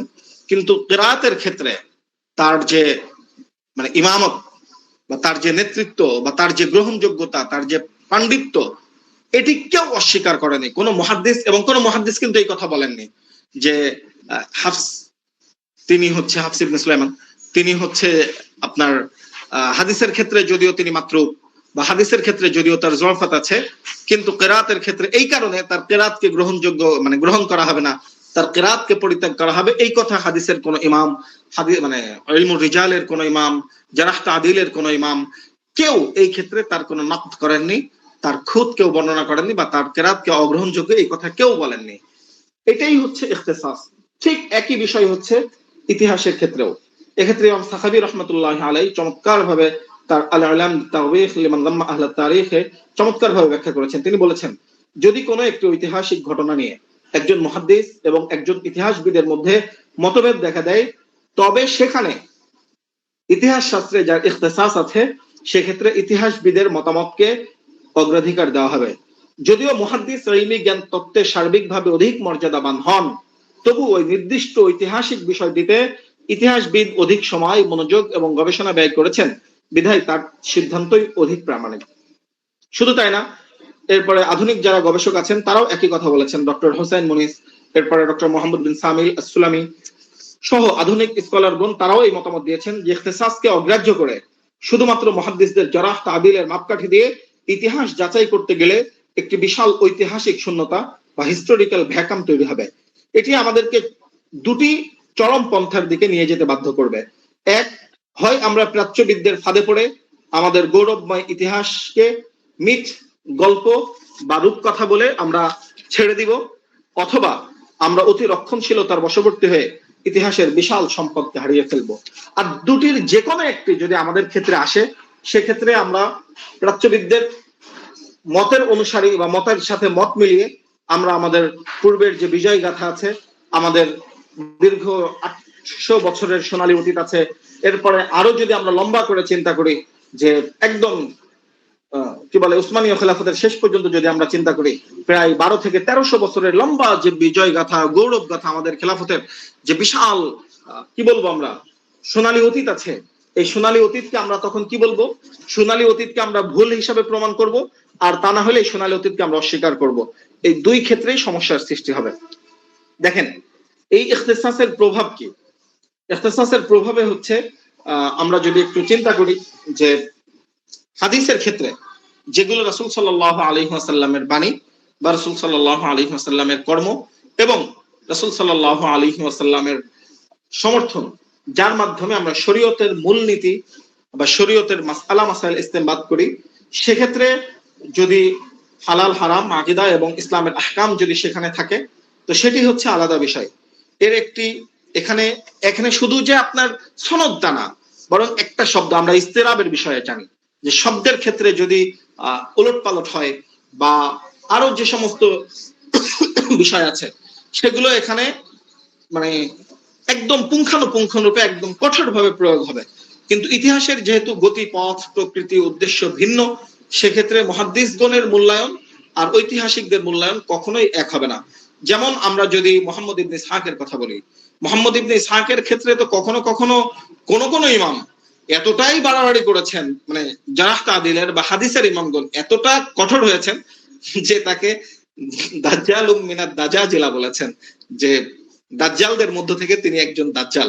আবার দেখেন তার ক্ষেত্রেই ইমাম শাফিঈ রাহমাতুল্লাহি আলাইহি বলেছেন কি, আমরা এর আগেও বলেছি যে মান আরাদা ইয়াতাবাহহার ফিল মাগাজি ফাহুয়া ইয়ালুন আলা মুহাম্মদ ইবনে ইসহাক, যদি কেউ মাগাজির ক্ষেত্রে বা সিরাতের ক্ষেত্রে পাণ্ডিত্য অর্জন করতে যায় বা পরিপূর্ণ ইলম অর্জন করতে চায়, সে হচ্ছে ইমাম মুহাম্মদ ইবনে ইসহাকের কাছে ঋণী বা মুহাম্মদ ইবনে ইসহাকের কাছে সে দায়বদ্ধ। মুহাম্মদ ইবনে ইসহাক ছাড়া সিরাতকে পূর্ণাঙ্গ রূপে জানা কখনোই সম্ভব না। ঠিক আছে। দ্বিতীয় বিষয় হচ্ছে ইমাম ওয়াকিদি রাহমাতুল্লাহি আলাইহি, আমরা এটিও জানি যে তিনি এর আগেও আলোচনা হয়েছে, আমাদের এখানে গত পর্বেও আলোচনা করেছেন যে মোহাম্মদ ইবনে ওয়াকিদি রাহমাতুল্লাহি আলাইহি, মানে মোহাম্মদ ইবনে আমর আল ওয়াকিদি রাহমাতুল্লাহি আলাইহি, তিনি শুধু যে সনদ বা বর্ণনাগুলোকে একত্রিত করেছেন তা না, তিনি যেটা করেছেন তিনি হচ্ছে প্রত্যেকটা বর্ণনার ক্ষেত্রে তিনি একটি কাজ করেছেন। সেটি হলো তিনি প্রত্যেকটা বর্ণনা যাচাইয়ের ক্ষেত্রে বা প্রত্যেকটা বর্ণনা গ্রহণ করার ক্ষেত্রে তিনি সেখানে গিয়েছেন, ঘটনাস্থলে গিয়ে সেখান থেকে বাস্তবিক পরিস্থিতি, কোন বাহিনী কোথায় ছিল, কার মধ্যে কোথায় সংঘর্ষ হয়েছে, কোন বাহিনী কোন পথ দিয়ে এসেছে, কোন পথ দিয়ে গিয়েছে, যে সমস্ত কি বলে আপনার পাহাড়ের কথা আছে, কূপের কথা আছে, নহরের কথা আছে, পথের কথা আছে, মরুভূমির কথা আছে, সে প্রত্যেকটা ক্ষেত্রে তিনি যাচাই বাছাই করেছেন সেগুলো, যে এগুলো সব আগের বর্ণনা, যে সমস্ত বর্ণনা করা হচ্ছে সেই সমস্ত বর্ণনার মতো সেগুলো আছে নাকি তার পরিবর্তন হয়েছে, এগুলো তিনি যাচাই বাছাই করে তারপরে তিনি যেটা করেছেন, একটা ঘটনার পূর্ণাঙ্গ চিত্র ফুটিয়ে তোলার চেষ্টা করেছেন। বর্ণনা, নিজের বাস্তবিক সফরের অভিজ্ঞতা, সেই স্থানের তারা যারা এখনকার অধিবাসী, মানে সেই সময়ের অধিবাসী যারা আছেন, তার সময়ের অধিবাসী যারা ছিল, তাদের কাছ থেকে শোনা কথা, ঘটনার বিস্তারিত বর্ণনা শুনে তিনি একটা চিত্র অঙ্কন করার চেষ্টা করেছেন। একটা ঘটনার একটা প্লট নির্মাণ করে একটা গল্প রচনার চেষ্টা করেছেন। এখন আপনি যদি মনে করেন যে তিনি হাদিসের ক্ষেত্রে দুর্বল ছিলেন তাই বলে তার সব কথা মাত্রক হিসেবে পরিত্যাগ করবেন, তাহলে আপনি মাগাজিতে শূন্য হয়ে যাবেন। এরপরে আছে সাইফ ইবনে ওমর আত-তামিমি, তার কথাও যদি আমরা আলোচনা করি তো দেখেন রিদ্দার যুদ্ধের ঘটনা বা ইরাক কেন্দ্রিক যে সমস্ত যুদ্ধ হয়েছিল খেলাফতের আমলে, সেই সমস্ত যুদ্ধের ক্ষেত্রে তার পাণ্ডিত্য মানে অনস্বীকার্য। তার পাণ্ডিত্য ছাড়া, তার গ্রহণযোগ্যতা, তার বর্ণনা গ্রহণ করা ছাড়া এই সমস্ত, বিশেষ করে ইরাক কেন্দ্রিক যে সমস্ত ঘটনা আছে এবং রিদ্দার যুদ্ধের যে বর্ণনাগুলো আছে সেগুলো গ্রহণ করা আদৌ সম্ভব না। এক্ষেত্রে ইমাম যাহাবী রাহমাতুল্লাহি আলাইহির একটা কথা আমরা আলোচনা করতে পারি, সেটি হচ্ছে হুয়া উমদাতুন ফিত তারিখ। অন্য হাদিসের ক্ষেত্রে তার দুর্বলতার কথা বর্ণনা করার ক্ষেত্রে বর্ণনা করে তারপরে হচ্ছে ইমাম যাহাবী রাহমাতুল্লাহি আলাইহি লিখেছেন যে ইতিহাসের ক্ষেত্রে তিনি হচ্ছে একটি নির্ভরযোগ্য স্তম্ভ। কেন? তার ইখতিসাসের কারণে। এবার আমরা একটি সার সংক্ষেপ আলোচনা করি, সেটি হচ্ছে হাদিস এবং ইতিহাস এবং সিরাতের ক্ষেত্রে। দেখেন হাদিসের ক্ষেত্রে সনদের মান নির্ণয়ের কথা যদি আমরা চিন্তা করি, এক্ষেত্রে অত্যন্ত কঠোর নীতি প্রয়োগ করতে হবে। সিরাতের ক্ষেত্রে মধ্যমটা কি? যখন হচ্ছে সেটি হালাল এবং হারামের কোনো বিষয় আসবে, শরীয়তের কোনো বিধানের কোনো বিষয় আসবে, তখন সেক্ষেত্রে আমরা কঠোর হব। আর যদি সেটি শুধু ঘটনা বর্ণনার ক্ষেত্রে হয়, সংখ্যা অবস্থা বর্ণনার ক্ষেত্রে হয়, সেক্ষেত্রে আমরা দুর্বল বর্ণনা গ্রহণ করব। আর ইতিহাসের ক্ষেত্রে সেক্ষেত্রে আমরা নমনীয় থাকব। ইতিহাসের ক্ষেত্রে যদি সে বর্ণনাটি কোরআন হাদিস বা মানুষের যে স্বাভাবিক চিন্তা, সেই স্বাভাবিক চিন্তা বা বাস্তবতার বিপরীত মনে হয় একদম, সেগুলোকে আমরা বর্জন করব। এর বাইরে যাবতীয় বর্ণনা যদি সেটি সনদের দিক দিয়ে কখনো মুরসাল হয়, কখনো মুনকাতি হয়, বা যদি সনদ দুর্বল হয়, একদম মানে অগ্রহণযোগ্য স্তরেরও হয়, বাকি যদি পারিপার্শ্বিক ঘটনার সাথে মিলিয়ে যদি সেটাকে গ্রহণ করার মতো মনে হয়, তো সেটি আমরা গ্রহণ করবো। রাবির বিশ্বস্ততা, রাবির ক্ষেত্রেও তাই। হাদিসের ক্ষেত্রে রাবির যদি সামান্য ত্রুটি, সামান্য বিচ্যুতি, সেক্ষেত্রে রাবিকে প্রত্যাখ্যান করা হবে। সিরাতের ক্ষেত্রে আবারও সেই একই কথা, যদি শরীয়তের মানদণ্ড না আসে তাহলে গ্রহণ করা হবে। এমনকি যদি প্রেক্ষাপট বর্ণনার ক্ষেত্রে হয়, সেক্ষেত্রে যদি সে যায়িফ হয় বা হাদিসের মানদণ্ডে যদি সে মাতরুক হয়, তারপরেও সিরাতের ক্ষেত্রে গ্রহণ করা হবে। আর ইতিহাসের ক্ষেত্রে যদি যতক্ষণ পর্যন্ত তার মিথ্যা প্রমাণ না হবে ততক্ষণ পর্যন্ত গ্রহণ করা হবে। কারণ কি? কারণ লক্ষ্যের ভিন্নতা। হাদিসের মূলনীতি হচ্ছে ইসলামী আইন সাব্যস্ত করা, আর সিরাতের উদ্দেশ্য হচ্ছে রাসূল সাল্লাল্লাহু আলাইহি ওয়াসাল্লামের আদর্শকে জানা বা সংরক্ষণ করা, আর ইতিহাসের ক্ষেত্রে রাজনৈতিক এবং সামাজিক বিবর্তন বিশ্লেষণ করা আমাদের উদ্দেশ্য। ভুল তথ্যের ঝুঁকি, যদি ভুল তথ্য হয়, হাদিসের ক্ষেত্রে যদি ভুল তথ্য ঢুকে পড়ে, সেক্ষেত্রে মানুষের আমল নষ্ট হয়ে যায়, আকীদা নষ্ট হতে পারে, ঈমান বিনষ্ট হতে পারে। এই জন্য এত কঠোর নীতি প্রয়োগ করতে হবে। সিরাতের ক্ষেত্রে, সুন্নাতের ক্ষেত্রে হচ্ছে যদি সুন্নাহ বা রাসূল সাল্লাল্লাহু আলাইহি ওয়াসাল্লামের আমলের কথা আসে, আদর্শের কথা আসে, সেক্ষেত্রে যদি মিথ্যা ঢুকে যায়, তো সেক্ষেত্রে আমরা রাসূল সাল্লাল্লাহু আলাইহি ওয়াসাল্লামের প্রকৃত আদর্শ থেকে বিচ্যুত হব। কিন্তু ইতিহাসের ক্ষেত্রে এই ধরনের তেমন কোনো ঝুঁকি আমাদের মধ্যে আসে না। এজন্য এটি হচ্ছে সিরাত, ইতিহাস এবং হাদিসের সনদ বিশ্লেষণের সাধারণ যে স্তরগুলো আছে বা যে তুলনামূলক বিশ্লেষণ বা তুলনামূলক যে পার্থক্য আছে, সেই পার্থক্যগুলো আমরা আলোচনা করলাম। এবার আমরা একটু বিরতি নিব। বিরতির পরে আমরা পরবর্তী পর্বে আলোচনা করব ইনশাআল্লাহ খুব সংক্ষিপ্ত আকারে। আমাদের একটি কুইজ দেওয়া হয়েছে, এই চ্যাট বক্সে এখানেও আছে, হোয়াটসঅ্যাপেও দিয়ে দিচ্ছি। আপনারা কুইজটি হোয়াটসঅ্যাপেও দিয়ে দেওয়া হয়েছে, আপনারা কুইজটি হচ্ছে একটু পূরণ করার চেষ্টা করেন 4-5 মিনিট। 4-5 মিনিট বিরতির পরে আমরা ইনশাআল্লাহ আবার আমাদের যে আলোচনা যতটুকু বাকি আছে এতটুকু আমরা খুব সংক্ষেপে শেষ করব, কারণ কালকের ক্লাসটি রিশিডিউল করার কারণে আমাদের এই সপ্তাহে প্রায় পরপর 4 দিন ক্লাস হয়ে যাচ্ছে, এবং আগামী 2 দিন বিশেষ করে যেই ক্লাস 2টা আছে, এই ক্লাস 2টা আমাদের জন্য খুবই গুরুত্বপূর্ণ। একটি হচ্ছে আইডেন্টিটি ক্রাইসিস সম্পর্কে আলোচনা, যে বর্তমান মুসলিম উম্মাহ বা বিশেষ করে মুসলিম যুবকরা যেই পরিচয়ের, আত্মপরিচয়ের সংকটে ভুগতেছে, এটার সিরাত থেকে সমাধান আমরা কিভাবে খুঁজবো, সেটি হচ্ছে একটি বিষয়। আরেকটি বিষয় হচ্ছে হতাশ বা ডিপ্রেশন, কিভাবে ডিপ্রেশন, অপারেশন, সাপ্রেশন যা আছে এগুলো আমরা কিভাবে দূর করব, এই বিষয়গুলো নিয়ে আমরা পরপর 2টি ক্লাস রেখেছি, আগামীকাল এবং পরশুদিন। যেহেতু এই দুটি খুবই গুরুত্বপূর্ণ ক্লাস, এই জন্য আজকের ক্লাসটা আমরা সংক্ষেপ করবো ইনশাআল্লাহ। তো আপনারা একটু কুইজটা পূরণ করার চেষ্টা করেন সবাই। আলহামদুলিল্লাহ। তো বিরতির পরে আবার আমরা শুরু করছি। আমরা বলেছিলাম যে আমরা যদি ইতিহাসকে ছুঁড়ে ফেলে দিই, সেক্ষেত্রে আমাদের বা ইতিহাসের ক্ষেত্রে যদি আমরা মুহাদ্দিসদের যে কঠোর মূলনীতি আছে সেটি যদি প্রয়োগ করতে যাই, তা সেক্ষেত্রে আমাদের অনেকগুলো সমস্যা তৈরি হবে। প্রথম হচ্ছে আমরা ইতিহাসকে ছেড়ে দিই যদি, বা ইতিহাসকে যদি আমরা ছুঁড়ে ফেলে দিই, সেক্ষেত্রে আমাদের মধ্যে পশ্চিমাদের যে ফাঁদ বা পশ্চিমারা যেটা চায় আমাদেরকে আমাদের শিকড় থেকে বিচ্ছিন্ন করতে, আমরা সে বিচ্ছিন্নতার শিকার হব। আমাদের অতীতকে আমরা হারিয়ে ফেলবো।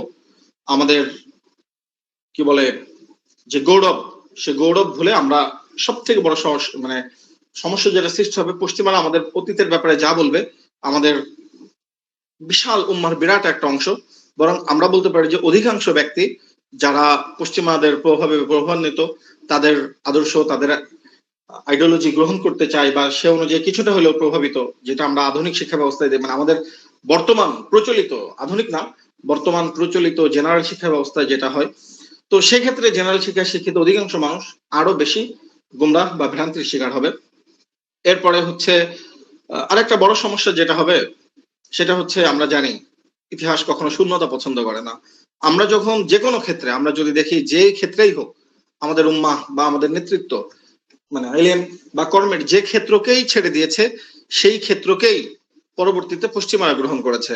আমরা যদি সমাজ সেবার কথা চিন্তা করি, আমরা যদি মানবিক কাজকর্মগুলোর কথা চিন্তা করি, বর্তমান সময়ে এসে যেটা অনেকগুলো বেশ বড় বড় সংগঠন, আমরা সুন্নাহ ফাউন্ডেশনের কথা বলতে পারি, হাফেজ হুজুর রহমতুল্লাহ আলাইহি সেবা সংস্থার কথা বলতে পারি, ইত্যাদি সংগঠনগুলো আমাদের আলেমদের দ্বারা পরিচালিত হয়ে, তাকওয়া ফাউন্ডেশনের কথা, ইত্যাদি আরো যত ফাউন্ডেশন আছে যেগুলো এখন আমাদের আলেমদের দ্বারা কাজ করতেছে, সমাজ সেবা বা দুস্থ আর্ত মানবতার সেবা বলি আমরা, বা গরিব দুস্থ মানবতার সেবা বলি, যাই বলি না কেন, এই ক্ষেত্রে আমাদের যে কাজগুলো এখন আলেমরা করতেছেন, এই কাজগুলো আমাদের আলেমরা যদি আরো 50 বছর আগে, যে সময় এনজিওর ব্যাপকভাবে প্রচার লাভ করেছে আমাদের দেশগুলোতে, ইতিপূর্বে যত ক্রাইসিস গেছে, করোনা বাদ দিলে এর আগের, করোনার আগে যতগুলো ক্রাইসিস গেছে, এই সমস্ত ক্রাইসিস আমরা দেখেছি আজ থেকে 20 বছর আগে, 50 বছর আগে বা 30 বছর আগে আলেমদের যে এই এখন বিশাল কর্মজঙ্গের মধ্যে আলেমরা অংশগ্রহণ করতেছে, সেটা তখন ছিল না বিধায় এই ক্ষেত্রে এই মিশনারি গুলো খ্রিস্টান মিশনারিদের কথা বলতে পারি, বা অন্যান্য যে সমস্ত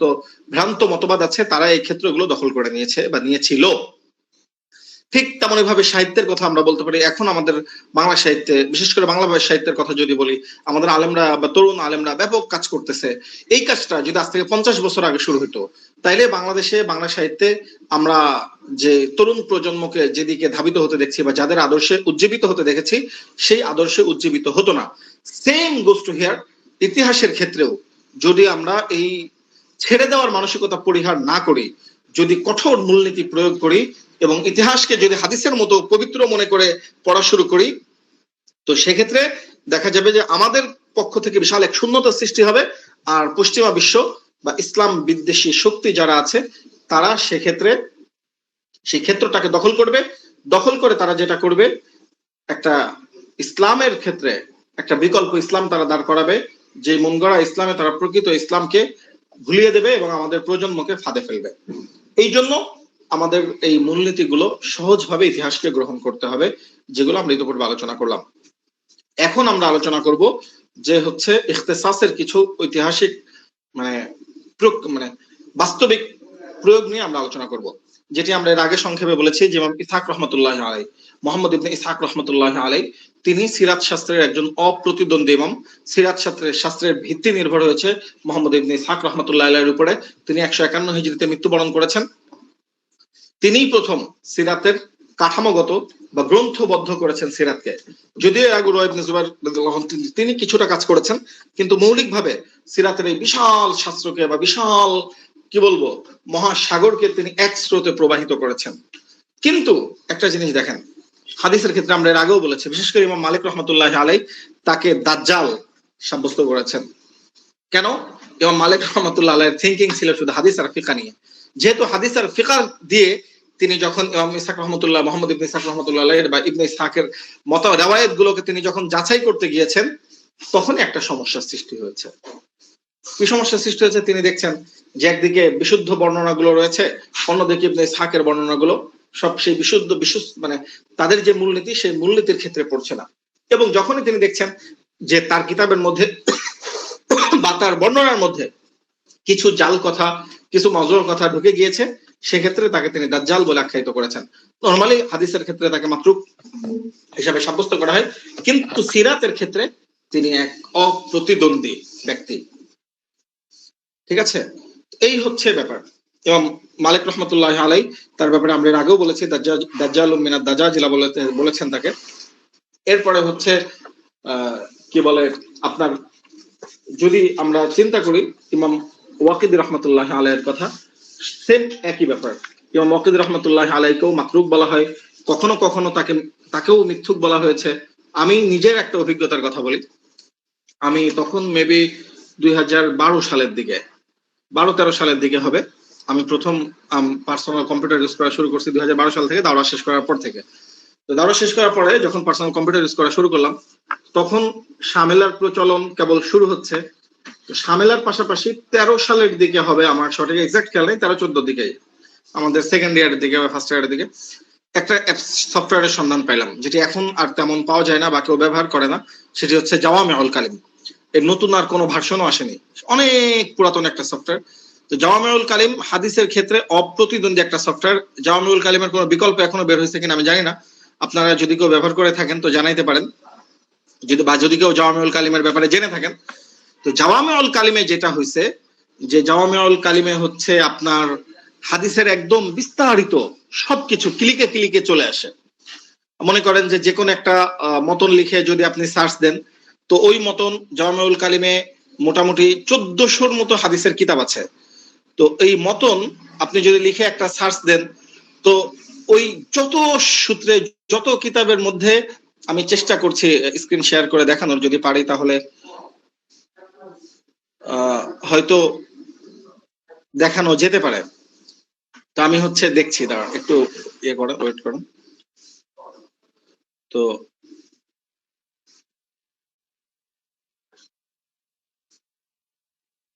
আসছে, এই যে এইটা হচ্ছে জাওয়ামিউল কালিম, এখানে আসতেছে সমস্যা। আচ্ছা, এই জাওয়ামিউল কালিমে এখানে প্রথমে আমি যেটা বললাম যে 1400-র উপরে কিতাব আছে এবং প্রত্যেকটা কিতাব সুন্দর করে ভাগ করে দেখানো আছে। দেখেন এই যে আপনার হচ্ছে মনে করেন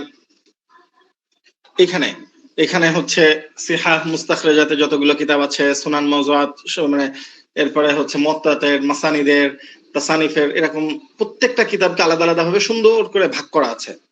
সমস্যার ক্ষেত্রে আমার ক্ষেত্রে যে সমস্যাটা হয়েছিল, ধরেন আমি মুসনাদ আহমদের একটা রিওয়ায়াতে গেলাম, এখানে দেখেন এই যে সনদ, প্রত্যেকটা সনদের উপরে প্রত্যেকটা রাবির নামের উপরে ক্লিক করলে আপনি তার সম্পর্কে বিস্তারিত জানতে পারতেছেন, ঠিক আছে? যারা তাদিলের ক্ষেত্রে কোন ইমাম তার ব্যাপারে কি বলেছেন, তারপরে তার শায়েখ কারা, তার উস্তাদ কারা, এরপরে বিশেষ করে তাহজিবুল কামাল সম্পর্কে আমরা জানি যে উলুম মানে আসমাউল রিজাল বা ইলমুল রিজাল বা উলুমুল হাদিসের ক্ষেত্রে বিশেষ করে রিজাল শাস্ত্রের একটা মানে ভিত্তি কিতাব বলা যায়। তো এই কিতাবগুলোতে এই তাহজিবুল কামালে তার ব্যাপারে কি আলোচনা আছে, ঠিক আছে? তো এখানে আমি যেটা করছিলাম, আমি হচ্ছে এরকম এক একটা বর্ণনা খুঁজি আর এরকম সার্চ দিই। দেওয়ার ক্ষেত্রে আমার যেটা সমস্যাটা হচ্ছে ধরেন একজন রাবির নামের উপরে ক্লিক করছি বা একটা বর্ণনার উপরে ক্লিক করছি, তো সেক্ষেত্রে ওই বর্ণনাটা দুর্বল। এবার আমি খুঁজতে যে কোনো ভাবেই হোক এই ইমাম ওয়াকিদির নাম চলে আসছে। ওয়াকিদির নাম চলে আসলে এবার আমি হচ্ছে দেখি যে তার ব্যাপারে এরকম মুহাদ্দিসদের ক্রিটিসিজম বা সমালোচনা দেখে আমি তো পুরা হতাশ যে কি ব্যাপার। যেহেতু আমি তখন ইসলামের ইতিহাসের রানিং স্টুডেন্ট, তা আমি চিন্তা করতেছি কি হইলো ব্যাপারটা, তাহলে কি সব মিথ্যা? কারণ মুহাদ্দিসরা তার বর্ণনা আসলেই লাল কালি, যে যতগুলো বর্ণনার ক্ষেত্রে তার বর্ণনা আছে, এখানে কোথা থেকে যেন সুন্দর করে দেখা যায় যে হাদিসের টোটাল হাদিস সংখ্যা কত এবং সেই হাদিসের কোন বর্ণনা কতগুলো বিশুদ্ধ, আমি দেখানোর চেষ্টা করছি আপনাদের। তো বিস্তারিত এখানে দেখা যায়। আমি দেখি যে হচ্ছে ওনার যতগুলো বর্ণনা আছে সবগুলো বর্ণনায় মুহাদ্দিসরা এরকম পরিত্যাগ করে দিয়েছেন। এই যে এখানে আছে সিরাতুন নববিয়ার ক্ষেত্রে যদি আমরা ক্লিক করি, এরপরে হচ্ছে মাগাজিদের হাদিসের বলা যায়, যদি কেউ হাদিসের পাণ্ডিত্য অর্জন করতে চাই তো জানার ইচ্ছা থাকে তো তার কোনো কিছু প্রয়োজন হাদিস বলে পৃথিবীতে যা কিছু আছে যে যেটা গ্রিন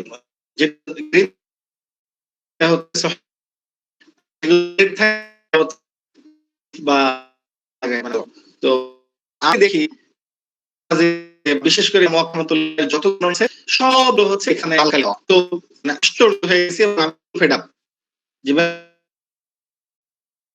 ব্যাপারটা কেমন হলো, তাহলে ইতিহাসের নামে সব কি মজা দেখলাম যে না, ব্যাপারটা আসলে এরকম না, বরং ইতিহাসের ক্ষেত্রে আছে, ইতিহাসের এই হচ্ছে মানে আমি আপনাদের বোঝানোর উদ্দেশ্য সেটা হচ্ছে এটা।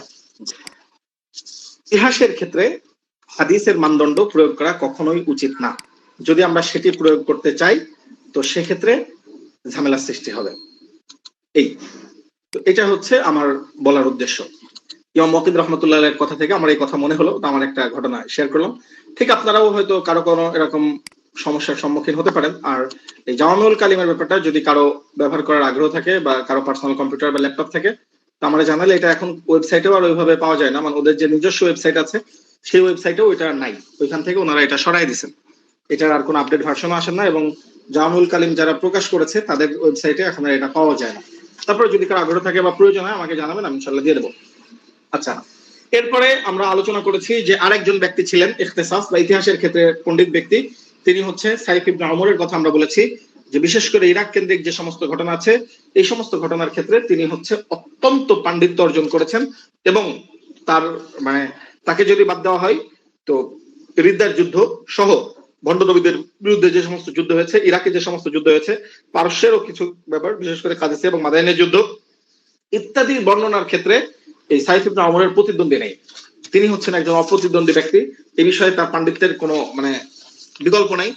এই জন্য আমাদের হচ্ছে তাকে গ্রহণ করতে হবে ইতিহাসের ক্ষেত্রে। 4 নম্বর আমরা যদি আলোচনা করি ইবনে হিশাম রাহমাতুল্লাহি আলাইহি। দেখেন আপনাদের কাছে যদি আমি ফ্র্যাঙ্কলি একটা প্রশ্ন ছুড়ে দিই, সেই প্রশ্নটা হচ্ছে যে ইবনে হিশাম সিরাতে ইবনে হিশাম সম্পর্কে কয়জন জানে? আর হচ্ছে কি বলে আপনার সিরাতে ইবনে ইসহাকের কথা কয়জন জানে? অবশ্যই সিরাতে ইবনে হিশামের কথা বেশি মানুষ জানে। সবাই, অধিকাংশ মানুষ সিরাতে ইবনে হিশামের ক্ষেত্রে বা সিরাতে ইবনে হিশামের কথা বেশি জানে। সিরাতে ইবনে ইসহাকের কথা জানে না অনেকে। মানে আপনারা খোঁজ নিয়ে দেখতে পারেন বা যাচাই করতে পারেন। কিন্তু মূল কিতাব তো সিরাতে ইবনে হিশাম না, মূল কিতাব হচ্ছে সিরাতে ইবনে ইসহাক। কিন্তু তার কাজটা, তার এই তিনি যে কাজটা করেছেন সেই কাজটা এতটা বিশ্ববাসীর কাছে গ্রহণযোগ্য হয়েছে বা আল্লাহ রাব্বুল আলামিন কবুল করেছেন, যেটাই আমরা বলি না কেন, তিনি তার যে মূল কিতাব, যদিও ইবনে ইসহাক রাহমাতুল্লাহ আলাইহি তার সরাসরি উস্তাদ না, কিন্তু তার মূল কিতাব সেক্ষেত্রে আরো বেশি ছাড়িয়ে গিয়েছে। ঠিক আছে, মূল কিতাব থেকে তার কাজটাকে আরো বেশি ছাড়িয়ে গিয়েছে, বেশি মানুষের কাছে গ্রহণযোগ্য হয়েছে। তিনি যে কাজটা করেছেন, কাজটা হচ্ছে সিরাতে ইবনে ইসহাক রহমতুল্লাহ আলাইহি তিনি যেহেতু র ম্যাটেরিয়ালস কালেক্ট করে দিয়ে গেছেন, এবং ইমাম তাবারি রহমতুল্লাহ আলাইহির কথা অনুযায়ী বলতে হয় যে আপনার কাছে হচ্ছে সনদ বর্ণনা করছে, সে আপনার উপরে দায়িত্ব অর্পণ করে দিয়ে যাচ্ছে যাচাই বাছাই করে নেওয়ার। তো সেক্ষেত্রে ইবনে হিশাম রহমতুল্লাহ আলাইহি যেটি করেছেন সেটি হচ্ছে ওই কাজকে, ইবনে ইসহাক রহমতুল্লাহ আলাইহির কাজকে তিনি রিভিউ করেছেন। কি রিভিউ, পেয়ার রিভিউ করেছেন কিভাবে? এক হচ্ছে অপ্রাসঙ্গিক ইতিহাস তিনি মানে মুছে দিয়েছেন, সেগুলোকে বর্জন করেছেন। সেগুলো যেমন ইবনে ইসহাক রহমতুল্লাহ আলাইহি অধিকাংশ নবীদের বা ইতিহাসে বিশেষ করে সিরাতের ক্ষেত্রে যে সমস্ত ব্যক্তিদের বর্ণনা আসে তাদের লম্বা লম্বা বংশলতিকা উল্লেখ করে রেখেছিলেন, যেটা আরবদের কাছ থেকে তিনি, আরবদের কাছে যেটা স্বাভাবিক ব্যাপার ছিল, সেই বর্ণনাগুলো তিনি যেখানে পেয়েছেন সেখান থেকে তিনি কথার কথা আবু জাহেলের বা সাহাবীদের ক্ষেত্রে অনেকের বংশলতিকা উল্লেখ করে রেখেছিলেন, কিন্তু সেটি সিরাতের জন্য প্রাসঙ্গিক না। ইবনে হিশাম রহমতুল্লাহ আলাইহি সেটাকে বাদ দিয়ে দিয়েছেন। এরপরে হচ্ছে কোরআন হাদিসের সাথে, বিশেষ করে কোরআন সুন্নাহর সাথে সাংঘর্ষিক যে সমস্ত বর্ণনা ছিল, ইসরাইলি রাওয়ায়াত, বিশেষ করে কিছু মাউযু রাওয়ায়াত, সেগুলোকে তিনি ছেড়ে দিয়েছেন। 3 নম্বর হচ্ছে কিছু বানোয়াট এবং দুর্বল সনদ এবং বানোয়াট কবিতা, সেগুলোকে তিনি বর্জন করেছেন। এই যে ইবনে হিশাম রহমতুল্লাহ আলাইহি এই কাজগুলো করলেন, এই কাজের ফলে তিনি সিরাতের একটা প্রামাণ্য গ্রন্থ হিসাবে ইবনে ইসহাকের সিরাতকে নিয়ে গেলেন। আর এই কারণেই এখনো পর্যন্ত যারা সিরাত চর্চা করতে চায়, সিরাত পড়তে চায়, আপনি প্রাচ্যবিদদের কথা বলেন, পশ্চিমাদের কথা বলেন, মিডল ইস্টের কথা বলেন, আমাদের এই ভারতীয় উপমহাদেশের কথা বলেন, যেখানেই হোক, যে ধর্মেরই হোক, তারা যদি যেখানেই সিরাত চর্চা করতে চায়, সর্বপ্রথম ধ্রুপদী হিসাবে বা মূল গ্রন্থ হিসাবে সিরাত ইবনে হিশামের নাম চলে আসে। যদিও সিরাত ইবনে হিশাম মৌলিক গ্রন্থ না, সিরাত ইবনে হিশাম হচ্ছে আমাদের ভাষায় বললে সিরাত ইবনে ইসহাকের একটা তাহকিক গ্রন্থ। আচ্ছা, এবার আসি আমাদের সার কথায়, সেটি হচ্ছে ইতিহাস সিরাত এর ক্ষেত্রে আমরা যে লম্বা আলোচনা করলাম, আজকে করেছি, পূর্বের ক্লাসে করেছি এবং তার আগে একদম প্রথম ক্লাসেও করেছি। সেক্ষেত্রে আমাদের মৌলিক মানদণ্ড, গ্রহণযোগ্য মানদণ্ড বা ভিত্তি কি হবে, সেটি হচ্ছে আমরা এখন আলোচনা করব। আমরা তারুজ পাবো, আমরা বর্ণনার মধ্যে বৈপরীত্য পাবো, আমরা জাল কথা পাবো, আমরা আরো ইত্যাদি ইত্যাদি বিভিন্ন বিষয় সামনে আসবে। সেক্ষেত্রে আমাদের মৌলিক কর্ম পরিকল্পনা কি হবে সেটি আমরা এখন আলোচনা করব। তো সেটি হচ্ছে, প্রথম কথা হচ্ছে ধর্মীয় বিধান বনাম সাধারণ তথ্য। এটিকে আমাদের সর্বপ্রথম মাথায় রাখতে হবে যে এই যে আমরা আমাদের সামনে যে বর্ণনাটি আসছে বা যেই রেওয়ায়াতটি আসতেছে বা যে কথাটি আসতেছে, যে তথ্যটি আসতেছে, সেটি কি কোনো আহকামের সাথে সংশ্লিষ্ট নাকি সেটি হচ্ছে কেবলই ঐতিহাসিক বর্ণনা? আমাদেরকে এটি আগে জানতে হবে।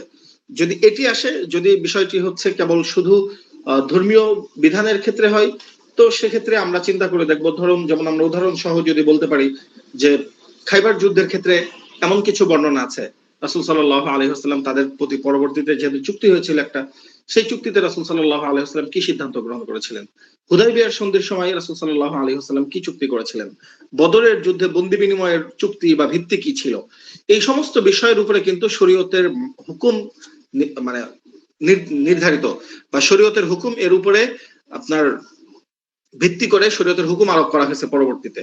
তো এই সমস্ত ঘটনার ক্ষেত্রে যে সমস্ত বর্ণনা আসবে, সেই সমস্ত বর্ণনার ক্ষেত্রে অবশ্যই একদম বিশুদ্ধ হতে হবে, কোনো প্রকার কোনো ছাড় দেওয়ার সুযোগ থাকবে না।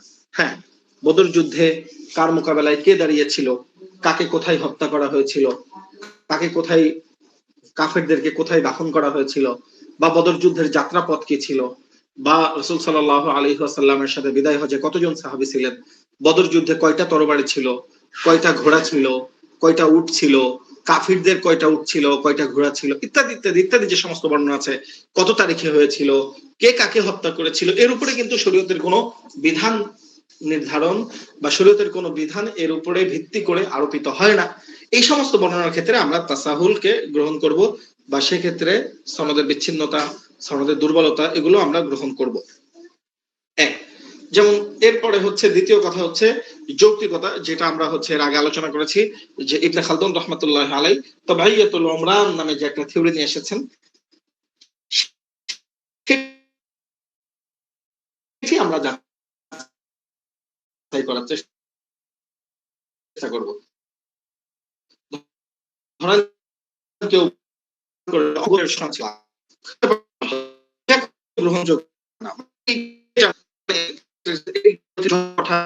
এই বর্ণনাগুলো আমরা সেগুলো গ্রহণ না। আচ্ছা, এরপরে দ্বিতীয় কথা হচ্ছে যে হচ্ছে আমরা বললাম এই বিষয়টা আমাদের খেয়াল রাখতে হবে। যদি আমরা তারপরে হচ্ছে রূপকথার কিছু গল্প আছে, যেমন বিশেষ করে আমাদের আধুনিক কিছু উপন্যাস বেরিয়েছে, আমরা জানি, আমরা এই সমস্ত উপন্যাস পড়ে নিজেরা ছোটবেলায় বা যখন আমরা টিনেজার ছিলাম, মাদ্রাসায় কিতাব বিভাগে পড়তাম, আমরা সেগুলো পড়ে বেশ পুলকিত হতাম। এর মধ্যে অতিরিক্ত কিছু গোয়েন্দা কাহিনী আছে, কিছু প্রেমের গল্প আছে, যেগুলো পূর্ববর্তী শাসকগণের বা খলিফাদের বা বিভিন্ন কি বলবো ইসলামের আমাদের বড় বড় যারা আমাদের কাছে নক্ষত্রের সমতুল্য, তাদের চরিত্রে কালিমা লেপন করার চেষ্টা করে। এইগুলোর কোনো ভিত্তি নাই। তো এই সাহিত্যিকদের এই সমস্ত কাল্পনিক চরিত্র, কাল্পনিক ঘটনা, কাল্পনিক গল্প, এগুলো যদি আমাদের মনে হয় যে সেই ব্যক্তির, দেখেন একজন শাসক, আগের যুগে যারা শাসক ছিলেন, খলিফা ছিলেন, তারা শুধু যে শাসক ছিলেন তারা তারা একজন আল্লাহ ভীরু ছিলেন, বুজুর্গ ছিলেন, আল্লাহওয়ালা ছিলেন। তো তাদের যে শান এবং মান, তার সাথে যদি সেগুলো না যায় এবং এর সপক্ষে যদি কোনো মানে যে ঐতিহাসিক বর্ণনা এর সপক্ষে যদি ক্লাসে না আসে, মানে সামনে না আসে আমাদের, আমরা যদি না পাই, তো সেক্ষেত্রে সেই বর্ণনাগুলোকে আমরা নিক্ষেপ করব বা ছুড়ে ফেলবো, বর্জন করব।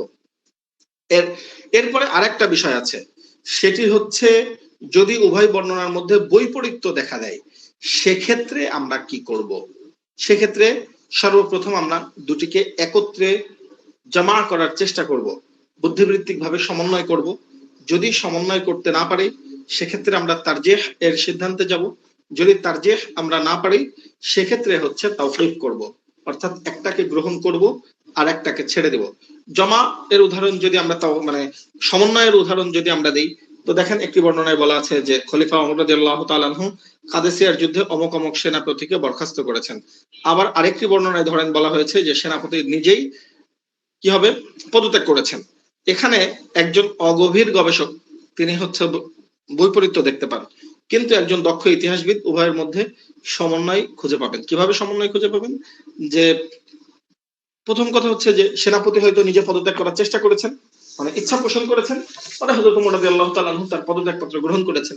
অথবা এভাবে জমা করা যায় যে হয়তো হযরত ওমর রাদিয়াল্লাহু তাআলা আনহু তার যে কোনো কারণে তাকে পদত্যাগ মানে তাকে বরখাস্ত করতে চাচ্ছিলেন, এই বিষয়টা সেই ব্যক্তি বুঝে ফেলেছেন যে তার মধ্যে এমন কোনো ঘটনা ঘটেছে, অর্থাৎ যার কারণে তিনি নিজেই পদত্যাগ করেছেন। এই ব্যাস এভাবে সমন্বয় করা যায়। তারজিহ এর ক্ষেত্রে যদি আমরা বলি যে আরবদের একটা তারজিহ কিভাবে দেওয়া হবে, হয় ভৌগোলিক ভাবে দিতে হবে। যেমন যদি মনে করেন যে কোনো পাহাড়ি রাস্তার বর্ণনা আসছে, তো বর্ণনার ক্ষেত্রে আমরা দেখছি যে হচ্ছে মক্কার একজন ব্যক্তি এবং মদিনার একজন ব্যক্তি, তো হয়তো বর্ণনার ক্ষেত্রে এমন আসছে যে অমুক জায়গায় পথ প্রদর্শক হিসাবে বা বাহিনীকে নিয়ে যাওয়ার ক্ষেত্রে রাহবারের ভূমিকা পালন করেছেন দুইজন ব্যক্তির নাম আসছে, একজন ব্যক্তি হচ্ছে মাক্কি আর একজন হচ্ছে মাদানী। তো অবশ্যই আমরা এক্ষেত্রে প্রাধান্য দেব মাক্কি ব্যক্তিকে, কারণ আমরা জানি মক্কা হচ্ছে তারা মক্কার ব্যক্তিরা তারা হচ্ছে বাণিজ্য পথে বা পথের ব্যাপারে তাদের কি বলে আপনার অভিজ্ঞতা বেশি, তাদের জ্ঞান বেশি, সফরের ব্যাপারে তাদের অভিজ্ঞতা বেশি, তাদের জ্ঞান বেশি। তো এই ক্ষেত্রে আমরা অবশ্যই এই কাজটা করব। এরপরে আবার ধরেন কেমন হলো যে একটা মক্কার ঘটনা আর একটা মদিনার ঘটনা, ঘটনাটা ঘটেছে মদিনায়, রেওয়ায়াত দুই রকম পাওয়া যাচ্ছে। মক্কি যিনি বর্ণনাকারী তিনি একরকম বর্ণনা দিচ্ছেন, মদিনার অবস্থানকারী বা বর্ণনাকারী আরেক রকম বর্ণনা দিচ্ছেন। তো সেক্ষেত্রে অবশ্যই আমরা মদিনায় যিনি আছেন তাকে প্রাধান্য দিব। আরেকটা ব্যাপার হচ্ছে রাজনৈতিক ব্যাপার। দেখেন যদি কি বলে, এটা একটা বড় ফ্যাক্ট। ধরেন রাজনৈতিক মতাদর্শ একটা বিশাল ব্যাপার। হাদিসের ক্ষেত্রেও এটা গ্রহণ, শুধু রাজনৈতিক না, ধর্মীয় মতাদর্শ। ওই সময় বিভিন্ন মতবাদের আবিষ্কার হয়েছিল, রাফেজি, খারজি, শিয়া ইত্যাদি বিভিন্ন মুতাজিলা ইত্যাদি বিভিন্ন মতবাদের আবির্ভাব হয়েছিল।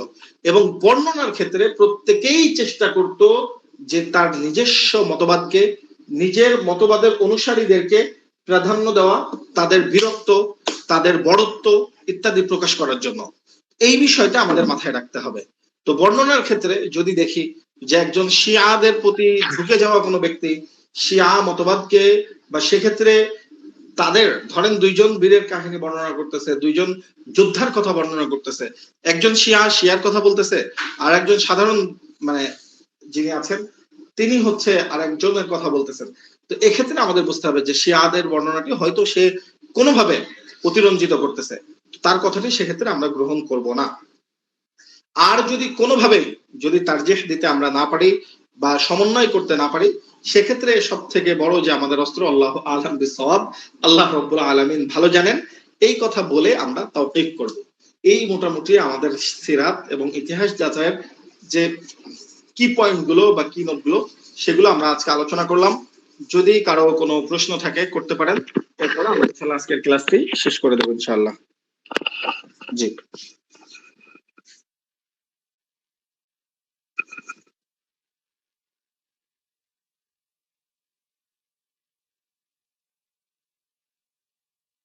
মনে হয় কারো কোনো প্রশ্ন নেই।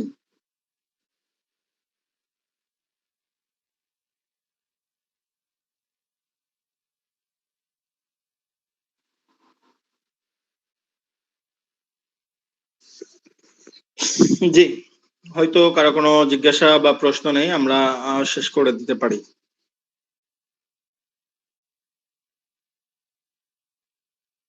আলহামদুলিল্লাহ, আজকে আমরা শেষ করে দিচ্ছি। আগামীকালকে ইনশাআল্লাহ আমাদের পরবর্তী ক্লাস ফিকহুস সিরায়ের ক্লাস, আমরা আগামীকালকে ইনশাআল্লাহ সবাই যথাসময়ে আবার ইনশাআল্লাহ শরীক হব। আল্লাহ রাব্বুল আলামিন আমাদের প্রত্যেককে কবুল করুন। আমিন ওয়া আখিরু দাওয়ানা আলহামদুলিল্লাহি রাব্বিল আলামিন। আসসালামু আলাইকুম ওয়া রাহমাতুল্লাহ।